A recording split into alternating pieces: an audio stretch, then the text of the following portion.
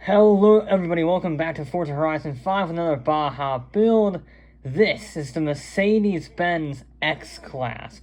We haven't done an off-roader in a while, we have never done a pickup truck before, and this one is very special because if you go over here, it has a body kit, which actually looks pretty sick. I'm not gonna lie, that's pretty boring.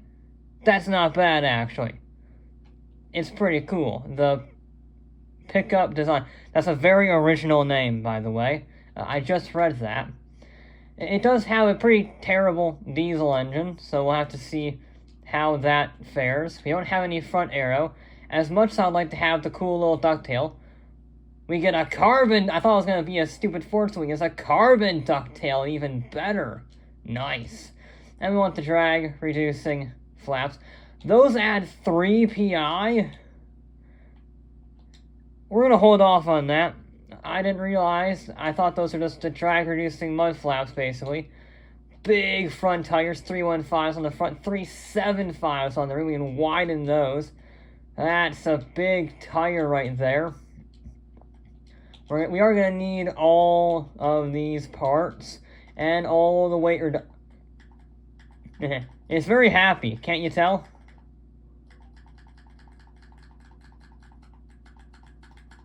Very happy. Okay. We do want all of this, just every piece, because it has its terrible stock clutch and everything. So we need as much as we can get. And now it's time for the engine. We're still in D. Oh my god.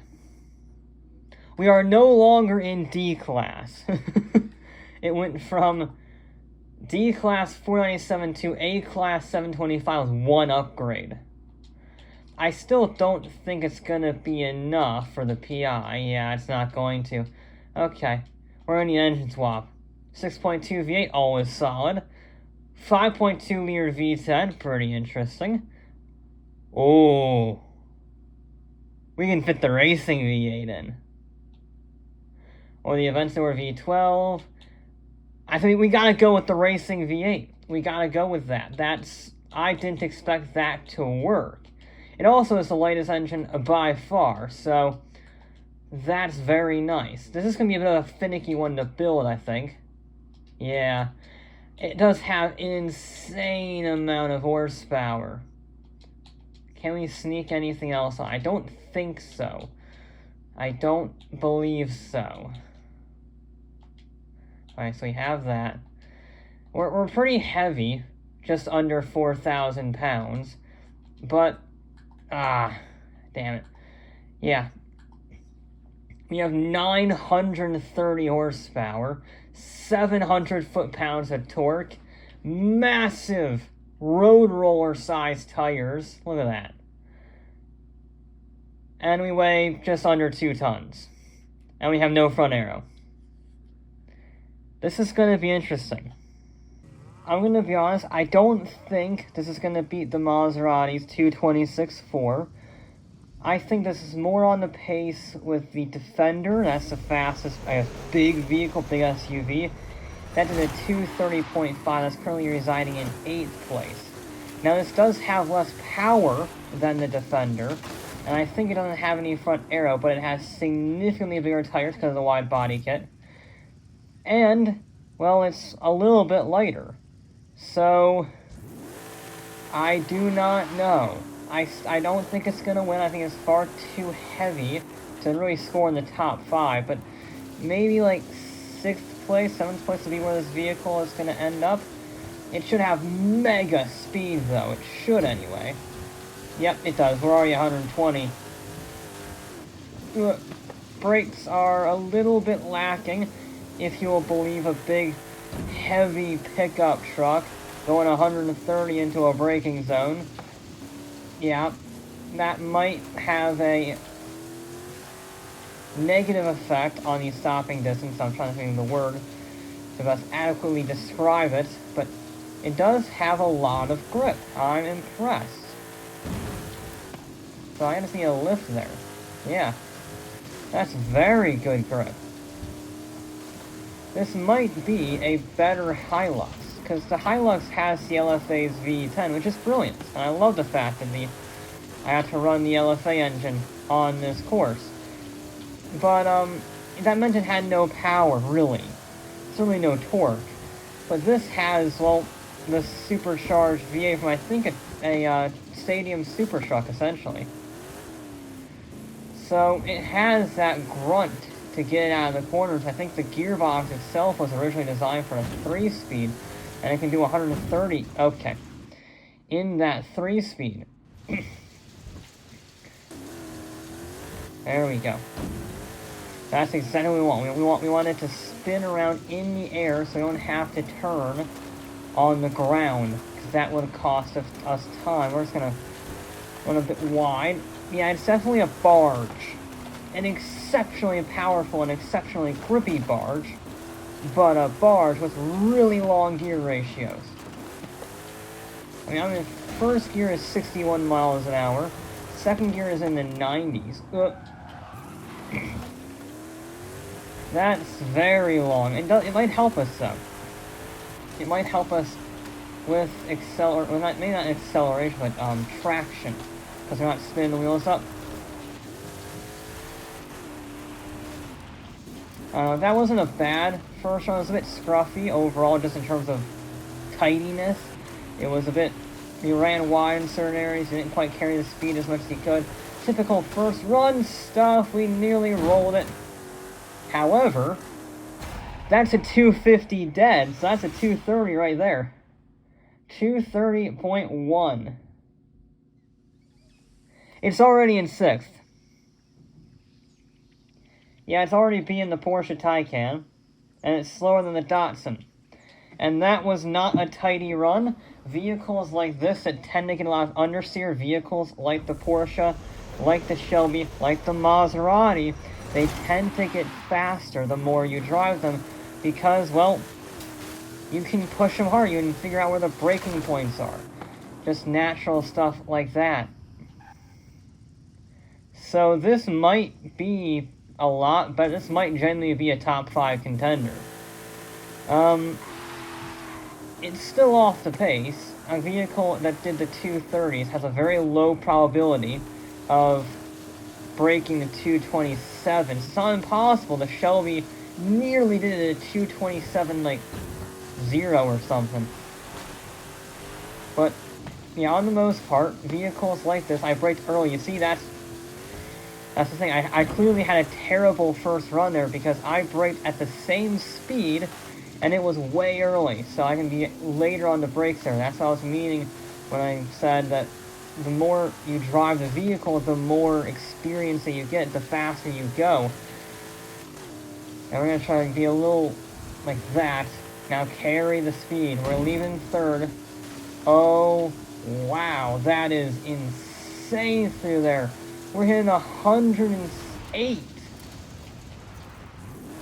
108 up the hill is ridiculous.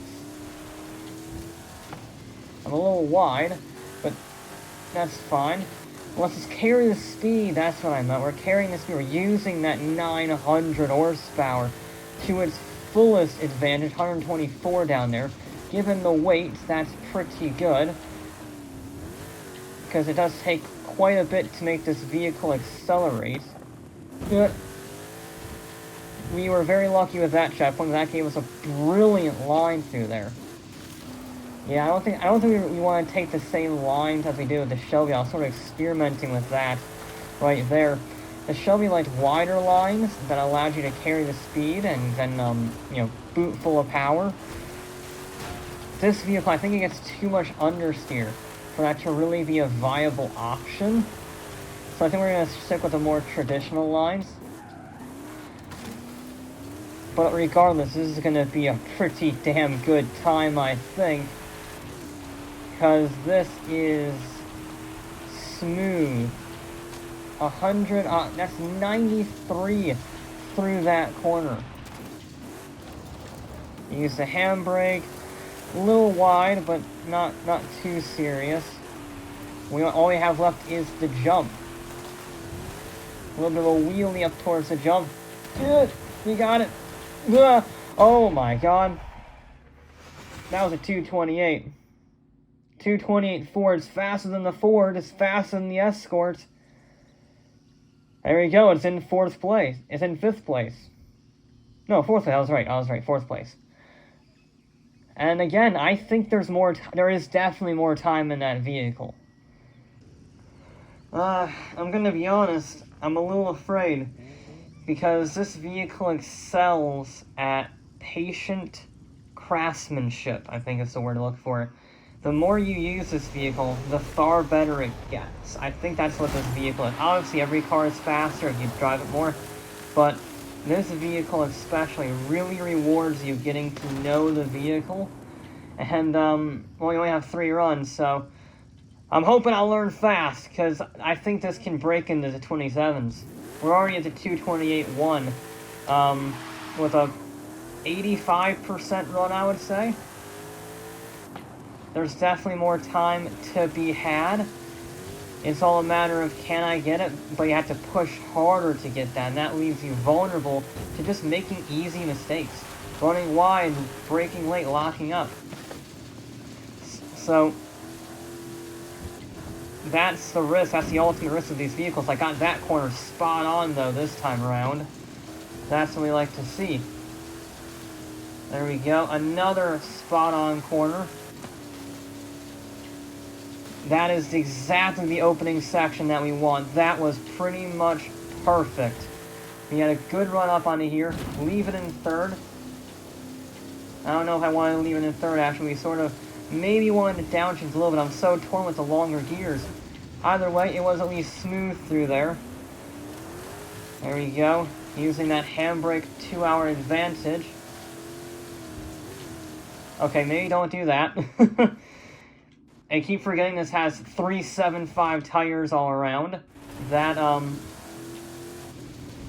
means you have obscene grip. And I got very lucky with that checkpoint. I think I clipped it with, like, a molecule of my front bumper.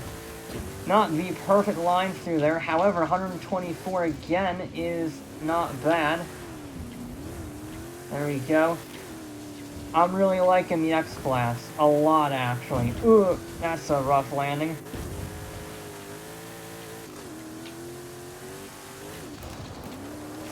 There we go. Use a little bit of the handbrake just to get that front end turned in. It does get a bit of understeer, I have noticed. But I don't care because it's so fast. Didn't want to do that. I'm surprised Ciroc actually got upset with me in this vehicle of all things. And immediately I sort of plowed straight through them. I didn't just sort of brush them, but still. I was expecting this vehicle to be perhaps a bit better. Alright, this has been a pretty damn good run, though, all things considered. If we can get a great landing, if we can just get a smooth landing, then, ooh, I think we'll be golden. Nice hairpin there. Just one more section to go, one more jump. It's not going to be a great landing, but it's not bad. It's a, yes! 227.5, I think. 227.6, I'll take it. It's on the podium, baby. It beat the Sierra RX-3 Cross Car of Death. Oh, by 0.2 of a second. Almost 0.3 of a second. That's pretty good. The X-Class is very good. For how big it is, and the fact it has no front arrow, yeah, that's pretty darn good. It's still 0.6 of a second off the Shelby, and it's still 1.2 seconds off the Maserati. But it beats everything else. That is an incredible feat for such a heavy vehicle. I mean, the Sierra is just over 1,000 pounds. The Escort is 1,700. The Daytona is 2,200. The Maserati is like 1,500. The next heaviest vehicle is the Porsche Taycan, all the way down in, well, now 7th. That is an impressive feat. And it's just the power. The power and the tires. It has ridiculous tires thanks to the body kit. And once you get it turned, the fact that it weighs 2 tons doesn't matter because it has 930 horsepower. That is absolutely amazing. But anyway, that will be it for this episode of Forza Horizon 5. I'll be back with more